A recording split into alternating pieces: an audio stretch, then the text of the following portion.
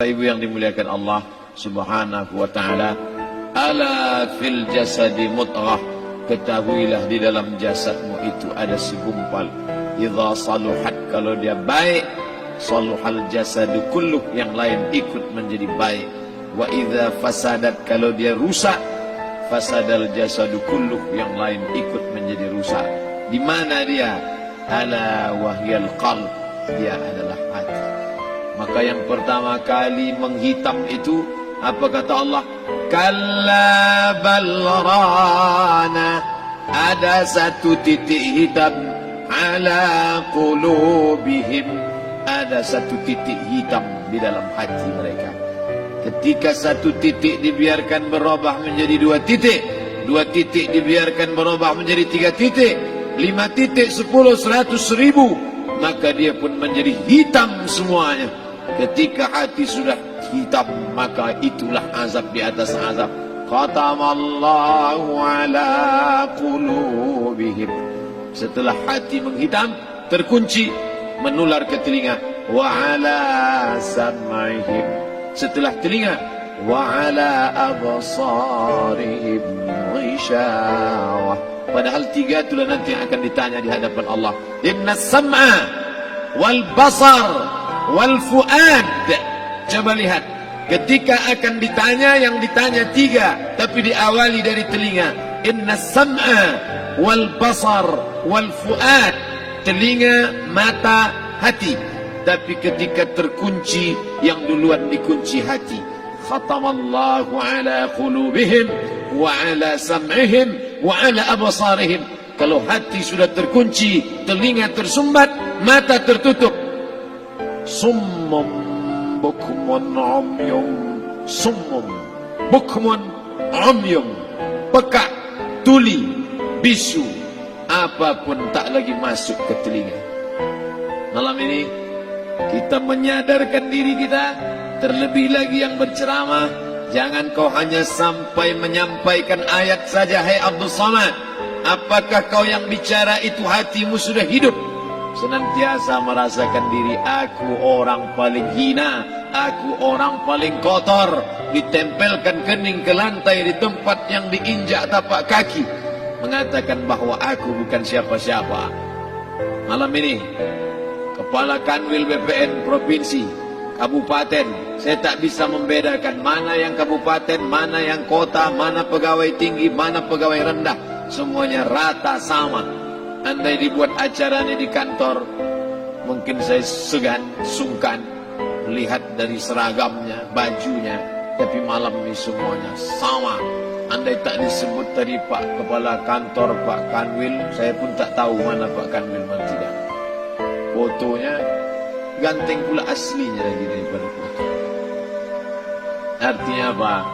Bahwa kalau sudah masuk ke dalam masjid, ketika engkau merasa dirimu tinggi di atas, kau bukan apa-apa, karena yang paling tinggi di badanmu pun kau tempelkan. Tapi saat kau jatuh, rendah, down, stres, kau jangan merasa rendah, karena kau tegak berdiri di hadapan Allah. Kau angkat 2 tangan, Allahu Akbar. Di dalam diri ini disebut dia dengan qalb. Kenapa disebut qalb? Orang Arab menyebut qalb qallaba, karena sifatnya berbolak-balik. Pada saat selesai salat, astaghfirullahalazim, tidak ada yang paling bersih, dia bersih. Tapi pada saat petang sore hari, yusbihu mu'minan, paginya putih, bersih, tak bernoda. Wa yumsi kafiran, petangnya hitam. Makanya dari pagi dibersihkan. Solat subuh bersih, solat zuhur bersih, condong matahari solat asar bersih, tenggelam matahari solat maghrib bersih, sempurna gelap malam solat isya bersih, tengah malam bangun tahajud munajat di tengah malam orang tertidur. Wa tusalli bil laili wan nasu niyam, engkau tegak di waktu malam di saat orang semua sedang tenggelam dalam lelap tidur panjang, tapi engkau menangis meratap mengenang dosa begitu banyak. Sab'atun yuzilluhumullah, di antara 7 yang mendapatkan naungan Allah. Yauma la zilla illa zilluh, hari itu tak ada naungan kecuali naungan Allah.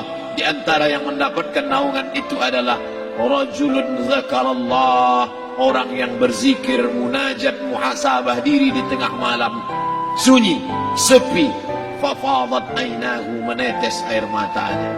Berapa banyak sudah harta dititipkan Allah, berapa kupakai untuk zakat, wakaf, infak, sedekah, wasiat, hibah, ghanimah, harta rampasan perang di zaman Nabi. 7 harta yang akan menolong di hadapan Allah, 1 pun tak dipakai.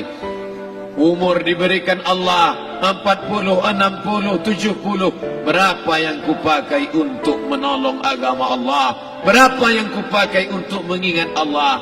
Mata, tangan, telinga, kaki akan diminta tanggungjawab di hadapan Allah. Al-yawma nakhtimu ala afwahihim, mulut terkunci, wa tukallimuna aydihim, tangan akan bicara, wa tashhadu arjuluhum, kaki akan bersaksi di hadapan Allah. Siapa yang bisa menolong waktu itu? Kalau pernah tangan ini saat punya kekuasaan, 1 coretan tanda tangan bisa mempermudah urusan masjid. Sebutir kekuasaan yang dititipkan Allah bisa dipakai menolong agama Allah. Itulah yang akan menolong di hadapan Allah. Apa yang disampaikan malam ini, semua biaya pengurusan masjid 0. Itulah sesungguhnya yang akan menolong di hadapan Allah. Adapun harta yang disimpan, tabungan, deposito, tanah, rumah, kendaraan, semua akan tinggal menjadi harta warisan. Istri mengambil 1/4 kalau ada anak. Kalau tak ada anak, istri mengambil 1/8. 1 miliar 125 juta bulan untuk istri. Kalau dia tak tahu hukum gonogini. Kalau dia tahu gonogini, dia tuntut ke pengadilan, dipotong lagi menjadi 2. 500 untuk dia. Dari yang 500 dapat lagi dia 75. 575 bulan untuk dia. Sisanya 425 diambil anak laki-laki 2 kali bagian anak perempuan. Lalu yang kita bawa mati apa? Dulu dibangga-banggakan, dihormati, dimuliakan. Yang kami muliakan Al-Mukarram, Al-Ustaz. Tapi pada saat tiba masanya, yang kita bawa tak lain tak bukan innallaha la yanzuru ila ajsamikum. Allah tak menengok badan, fisik, bentuk tubuh, baju. Ini sampulnya saja. Wala ila suwarikum, Allah tak menengok rupa, wajah. Walakin yanzuru ila qulub, hati kamu yang bersih itulah yang kau bawa menghadap Allah Subhanahu wa taala. Yauma la yanfa'u malun, harta tak berguna, wala banun, anak tak bisa menolong. Harta tak berguna, anak tak mampu menolong. Illa man atallah, kecuali orang yang datang menghadap Allah biqalbin salim, dengan hati yang bersih, hati yang tulus, hati yang memercikkan cahaya iman, hati yang bersih dari hasad, busuk hati, sum'ah, riya, takabbur. Itulah yang menolong di hadapan Allah Subhanahu wa taala. Tulang, kulu, kulit, darah, lemak, sumsum akan menjadi santapan cacing tanah. Begitu besok pagi pintu kamar tak bisa diketuk, istri bolak-balik membangunkan tak terjaga, dipegang pipi sudah sejuk macam es batu, tanda jantung tak lagi berdetak, maka darah mulai berubah menjadi nanah, busuk. 1, 2, 3 hari kalau tidak disuntik formalin, jasad paling busuk jasad manusia, karena semua dia makan herbivora, tanaman saja. Tapi kita ini omnivora, semua masuk. Maka begitu mati, paling bagus orang Islam paling cepat dikuburkan. Selesai acara pemakaman, habiskah masalah, muncul masalah baru. Disitulah kita baru sadar. Apa kata Imam Ali radhiyallahu anhu? An-nasu niyam. Semua manusia waktu hidup itu tidur. Bapak tidur, ibu tidur, saya tidur. Semua orang waktu hidup itu tidur. Falamma matu, ketika dia mati, disitulah dia baru terjaga dari tidur panjang. Saat Israel mencabut nyawa, ditarikkannya adalah satu centapan yang kuat. Disitulah kita baru terjaga dari tidur panjang. betapa aku meninggalkan salat, betapa aku tak berzakat, betapa dulu kekuasaan, aku lulus umur 30, pensiun 58, 28 tahun apapun tak pernah kubuat untuk agama. Sibuk membesarkan anak, sibuk mengurus warisan. Anak pun tak ingat dengan kita karena kita lupa menanamkan pendidikan agama di dalam otak kepalanya. Andai dulu pernah dia dibawa ke masjid, andai dulu pernah dia dibawa umrah, andai dulu dia dimasukkan SD IT, SMP IT, SMA IT, Islamic Boarding School, dibawa ke masjid, takkan dia lupa mendoakan selesai salat, Rabbighfirli wali walidayya warhamhuma kama rabbayani saghira. Harta yang banyak tak sempat menolong agama Allah. Anak tunggal semata wayang tak sempat dididik agama. Istri meninggalkan dalam keadaan stres susah hatinya karena dia tak diajarkan sabar menerima ridha ketetapan takdir Allah. Dan paling celaka, tak pernah anggota tubuh ini dipakai untuk berzikir, muhasabah, mengingat Allah. Tak pernah mata dipakai menengok Quran, kitab suci Allah. Tak pernah dipakai hati merenung sejenak. Apa yang akan kubawa mati menghadap Allah Subhanahu wa ta'ala. Malam ini saya tak minta diajak ceramah tentang hukum zakat, hukum puasa. Saya tidak diajak tanya jawab apa hukum unjuk rasa besok tanggal 4. Yang ditanya adalah bagaimana kita merenung sejenak. Abdul Somad, engkau berhadapan dengan para pegawai Badan Pertanahan Nasional Provinsi Riau, berkumpul 12 kabupaten kota. Ini orang-orang ngurus tanah, dari dalam tanah naik ke atas tanah, ngurus tanah, ngurus tanah, ngurus tanah, masuk ke dalam tanah. Abdul Somad dari dalam tanah naik ke atas tanah, ceramah, ceramah, ceramah, ceramah, ceramah, masuk balik ke dalam tanah. Yang kau bawa apa? Baju koko tinggal, peci tinggal, pakaian kehormatan tinggal. Yang tentara belum pernah saya diundang. Ustadz besok datang takziah, bapak anu tentara meninggal, tahu-tahu kain kafannya loreng. Tak ada. Yang kau bawa kain tidak berjahit, disobek, kerak. Itu yang akan menyampul kulitmu yang selama ini kau dimandikan, dibersihkan oleh ibumu dulu 60 tahun yang lalu. Sampai masanya kau lupa kapan kau dimandikan dulu. Sekarang ruh melihat, disebut dia ruh karena dia raha ya ruhu ruh, seperti aroma semerbak yang datang pergi hinggap. Ruh sampai masanya dia datang masuk ke dalam jasad. Ruh sampai masanya dia pergi meninggalkan jasad. Malam ini dimuliakan Al-Mukarram Haji Abdul Somad LCMA. Kenapa Abdul Somad ini dimuliakan? Karena ruh hinggap sejenak sebentar, sampai masanya besok pagi dia ruh keluar dari dalam tubuh ini. Anak yang katanya ayahku sayang, istri katanya kaulah abang, sampai masanya mereka tak lagi mau mendekat. Rumah itu saya yang buat, saya yang mengukurnya. Tapi begitu ruh sudah keluar dari badan, tidak satu pun semeter, sesenti, sejengkal, sehasta ada tempat di rumah itu untuk jenazah bernama jenazah Abdul Somad. Dulu orang bertanya, rumah Ustadz Somad di mana? Hari ini orang tidak lagi bertanya, tak lagi menyebut nama. Orang sudah mengatakan kuburnya mana.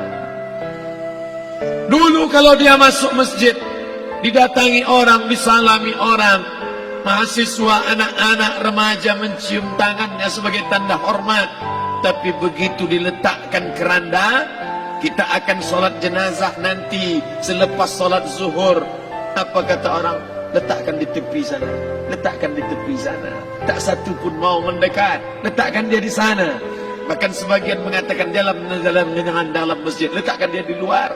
Dia tidak disebut engkau yang mulia, tidak digunakan kata ganti orang langsung. Letakkan dia di sana. Bahkan sebagian tak lagi, padahal tempat paling mulia sebelah kanan, orang tak lagi mau di kanan, mulai dia menjauh ke kiri. Kenapa kau ke sana? Takut aku mimpi hantu nanti malam. Mana kawan, sahabat, andai tolan, anak menantu, teman sekantor, semuanya pergi meninggalkan. Yang tetap dibawa, kalau pernah kaki melangkah salat berjamaah di masjid, kalau pernah tangan mengusap kepala anak yatim, kalau pernah tangan mengucap subhanallah. Nanti di akhir tausiah kita akan berzikir, munajat, muhasabah diri, berdoa, mengenang apa yang akan kita bawa menghadap Allah Subhanahu wa taala. Datang malaikat membawa kain kafan dari cahaya, akan menyambut ruh yang mulia. Hadis riwayat Ahmad bin Ambal dalam kitab Al-Musnad. Turun malaikat berlomba-lomba membawa kain putih dari cahaya, menunggu ruh akan keluar. Ruh menetes seperti embun di ujung daun. Daun tidak bergoyang, ranting tidak patah. Ruh menetes pelan, turun ke dalam kain kafan, dibawa malaikat ke pintu langit. Tak sabar mereka menyambut. Inikah dia yang selama ini berjamaah? Inikah yang dulu ketika dititipkan kekuasaan menolong agama Allah? Kam min masyhurin fil ardi walam yakun ma'rufan fis sama. Berapa banyak yang masyhur terkenal di bumi, malaikat tak mengenal dia. Ini roh siapa? Tapi ini bukan LCMA, dia bukan ustaz, dia bukan ulama, tapi imannya dalam. Kekuasaan dipakai menolong agama Allah. Ruhnya keluar di bawah. Semua malaikat mengucapkan salam. Inilah orang yang selama ini kami tunggu-tunggu. Catatannya sudah lama. Setiap pagi petang, malaikat subuh membawa catatan namanya. Malaikat malam membawa catatan namanya. Kami merindukannya. Begitu orang-orang yang masyhur di langit, tapi tak dikenal makhluk bumi. Tapi ada sebaliknya, yang rohnya disentapkan, ditarik malaikat dengan begitu tarikan yang sangat kuat. Nabi bertanya saat Isra Mi'raj kepada mereka yang sudah mati ribuan tahun yang lalu, apa yang kalian rasakan? Yang satu mengatakan seperti tebasan pedang di tempat yang sama beratus kali. Yang satu mengatakan seperti kambing yang dikuliti hidup-hidup. Yang satu mengatakan seperti mata kail pancing ditarik dari kulit yang basah. Maka kita berdoa setiap selesai salat, Allahumma hawwin alaina, ringankan kami ya Allah, fi sakaratil maut, di saat sakaratul maut yang amat sangat menyakitkan itu. Dan mereka yang pergi tak pernah kembali, mereka yang mati tak pernah bercerita, kecuali hanya kepada Sayyidina wa Maulana Muhammad sallallahu alaihi wasallam. Di saat malam pertama di tempat yang gelap, di tempat yang tak pernah diimpikan oleh orang, tapi kita tetap melewati dan merasakannya. Perlahan-lahan cacing tanah, ular-ulat kalajengking akan menggerogoti kulit yang selama ini dimandikan, selama ini dipakaikan sampo yang mahal, selama ini dioleskan pelembab yang lembut. Tapi ternyata sebelum roh keluar jasad, setelah keluar, dia hanya akan menjadi santapan cacing tanah, hancur berkeping hari demi hari. Yang pertama kali membusuk adalah mata, karena dia berisi cairan. Cairan ini mengering, busuk dan berlubang. Lalu kemudian usus sebulan di dalam tanah, mulai dia menggelembung masuk angin dan dia meletus pecah. Cacing-cacing tanah mulai datang menggerogoti, memakan. Habis lemak, tulang, kulit, bulu, sumsum, darah, jantung, empedu, limpa, buah pinggang. Habis semuanya, tinggal tulang-tulang yang memutih, dimakan oleh tanah, ditelan oleh massa, sampai akhirnya Asi bin Wa'il membawa tulang yang kering itu kepada Nabi Muhammad, baginda Sayyidina wa Maulana Muhammad. Ya Muhammad, ayuhyi rabbuka hadzal izam, sanggupkah Tuhanmu menghidupkan tulang yang kering ini? Nabi diam tak menjawab, sampai akhirnya datang Jibril alaihi salam membawakan wahyu. Qul, katakan kepada dia. Ayat ini dibaca malam Jumat. Bapak Ibu semua hafal, kita baca. Qul yuhyiha alladhi ansha'aha awwala marrah wa huwa bikulli khalqin alim.